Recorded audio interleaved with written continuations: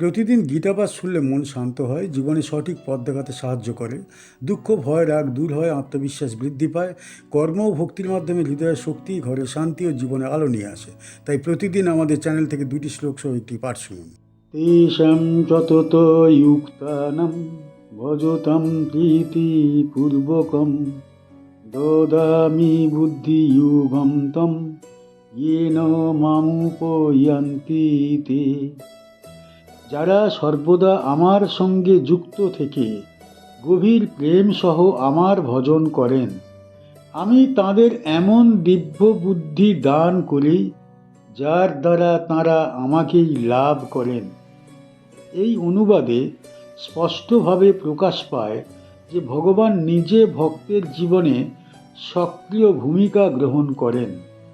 ভক্ত যখন নিষ্ঠা ও প্রেমের সঙ্গে ঈশ্বর সেবায় নিমগ্ন হয়, তখন ভগবান তার অন্তরে জ্ঞানের প্রদীপ প্রজ্বলিত করেন। তেষাম মানে তাঁদের, সতত ইউক্তানাম মানে যারা সর্বদা ঈশ্বরের সঙ্গে যুক্ত, ভজতাম মানে ভজনকারী ভক্তদের, প্রীতিপূর্বকম মানে প্রেম ও শ্রদ্ধা সহ, দদামি মানে আমি প্রদান করি, বুদ্ধি যোগম মানে দিব্য জ্ঞানযুক্ত বুদ্ধি, তম মানে সেই, ইয়েন মানে যার দ্বারা, মাম মানে আমাকে, উপয়ান্তি মানে প্রাপ্ত হন, তে অর্থাৎ তারা। এই শব্দার্থগুলি ভগবান ও ভক্তের সম্পর্কের অন্তর্নিহিত ভাবকে স্পষ্ট করে তোলে।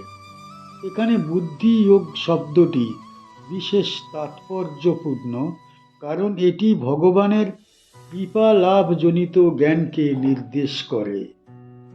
এই শ্লোকের বিশ্লেষণে প্রথমেই বোঝা দরকার সতত যুক্ত শব্দটির গভীরতা। এর অর্থ কেবল নির্দিষ্ট সময়ে পূজা করা নয়, বরং জীবনের প্রতিটা কর্ম, চিন্তা ও অনুভূতিকে ঈশ্বরের সঙ্গে যুক্ত করা। যে ভক্ত ঘুম থেকে জাগা মুহূর্ত থেকে নিদ্রা গমন পর্যন্ত ভগবানের স্মরণে জীবন যাপন করেন, তিনি প্রকৃত অর্থে সতত যুক্ত। এরপর আসে প্রীতিপূর্বকম শব্দটি। এখানে ভগবান স্পষ্ট করে দিচ্ছেন যে ভক্তির মূল হলো প্রেম। ভয়, লোভ বা লোক দেখানো আচার ঈশ্বরকে সন্তুষ্ট করে না। হৃদয়ের নিঃস্বার্থ প্রেম ভক্তিকে পূর্ণতা দেয়।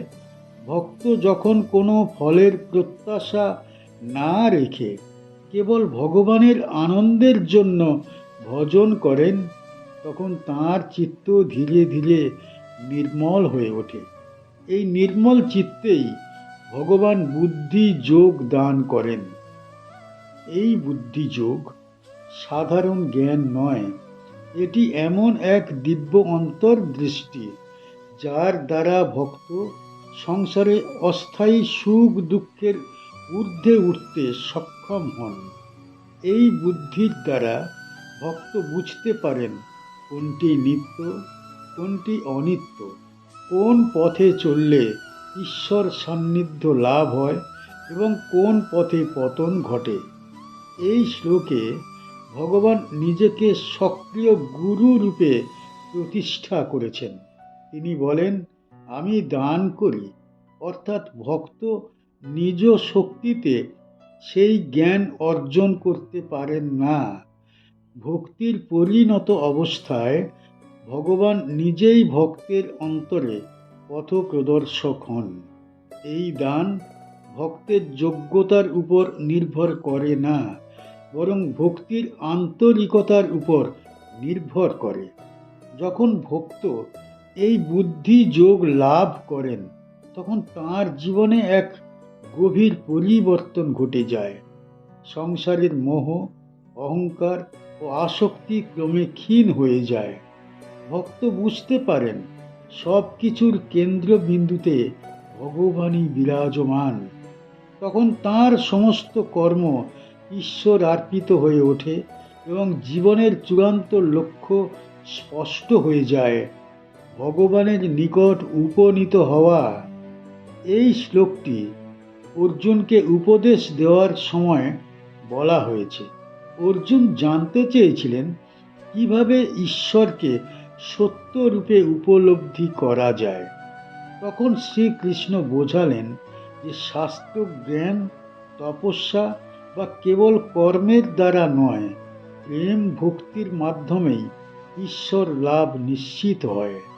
এই প্রসঙ্গে ভগবান ভক্তকে আশ্বস্ত করছেন যে যিনি আন্তরিকভাবে ঈশ্বরের শরণ নেন তাঁর পথ কখনো অন্ধকার থাকে না।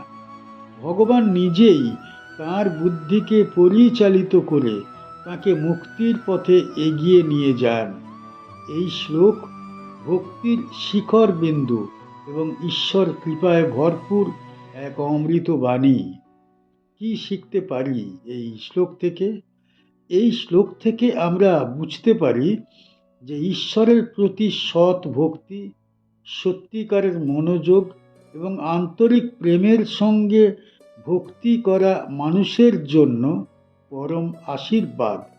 শ্রীকৃষ্ণ এখানে অর্জুনকে বোঝাচ্ছেন, যারা সতত তাঁর সঙ্গে যুক্ত থাকে, হৃদয় দিয়ে তাঁকে ভক্তি করে, প্রীতিপূর্বক সমর্পণ করে, তাদের জন্য তিনি নিজস্ব জ্ঞান ও বুদ্ধির আশীর্বাদ প্রদান করেন। এই জ্ঞান মানুষকে ঈশ্বরের পথে নিয়ে যায় এবং তাকে আধ্যাত্মিক মুক্তি ও স্থায়ী আনন্দের দিকে পরিচালিত করে। এই শ্লোক আমাদের শেখায় কেবল বাহ্যিক আচরণ বা রীতিনীতি মেনে চলাই যথেষ্ট নয়। সত্যিকারের ভক্তি হল অন্তরের মিলন, প্রেম এবং ধ্যানের মাধ্যম।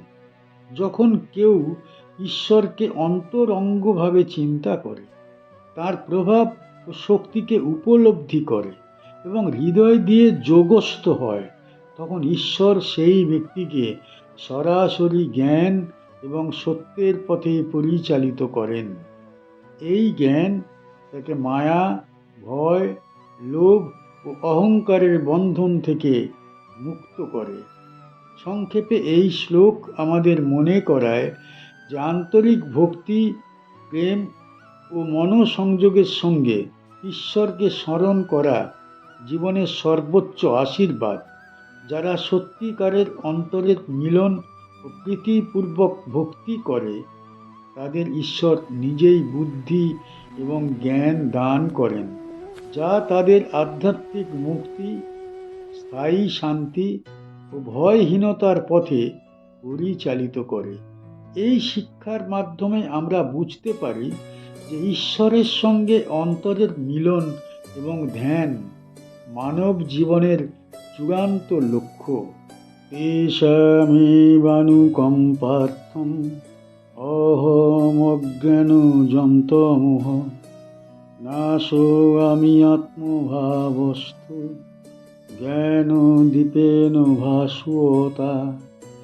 আমি তাঁদের প্রতি কৃপা প্রদর্শনের জন্যে তাঁদের অন্তরে অবস্থান করে অজ্ঞানজাত অন্ধকারকে উজ্জ্বল জ্ঞানের দীপ দ্বারা সম্পূর্ণরূপে বিনাশ করি।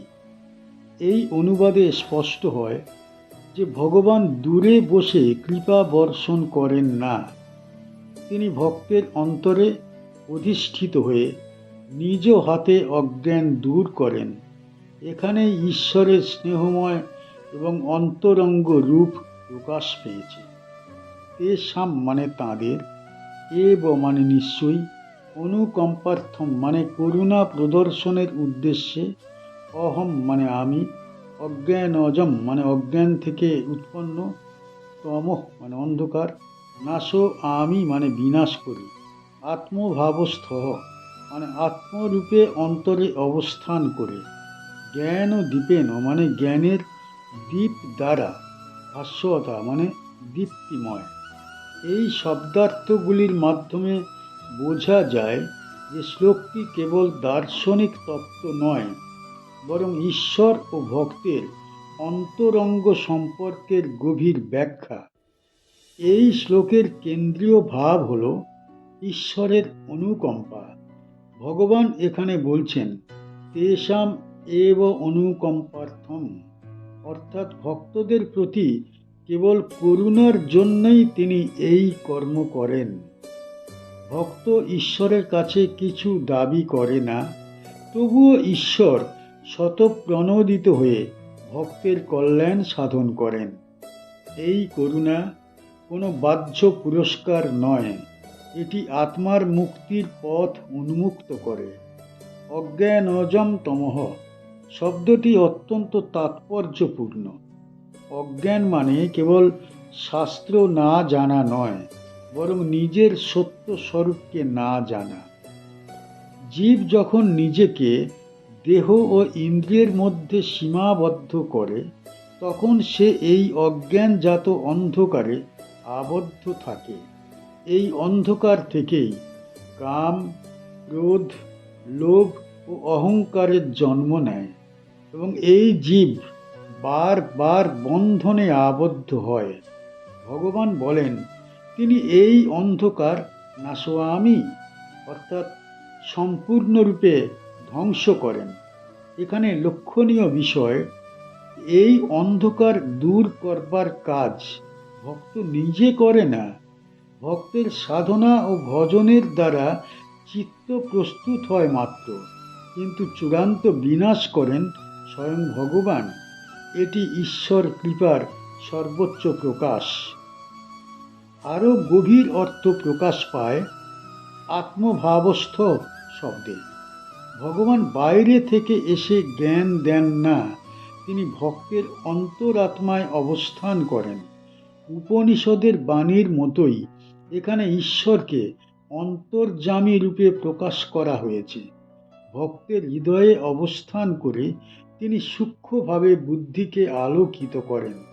এই আলোকিত করার মাধ্যম হল জ্ঞান দ্বীপ। এই দ্বীপ কোনো বাহ্য প্রদীপ নয়, এটি আত্মজ্ঞান। এই জ্ঞানের আলো জ্বলে উঠলে ভক্ত উপলব্ধি করেন তিনি নশ্বর দেহ নন, তিনি চিরন্তন আত্মা। এই উপলব্ধির সঙ্গে সঙ্গে ভয়, শোক ও মোহ বিলীন হয়ে যায়। জীব তখন ঈশ্বরের সঙ্গে নিজের চিরন্তন সম্পর্ক উপলব্ধি করে।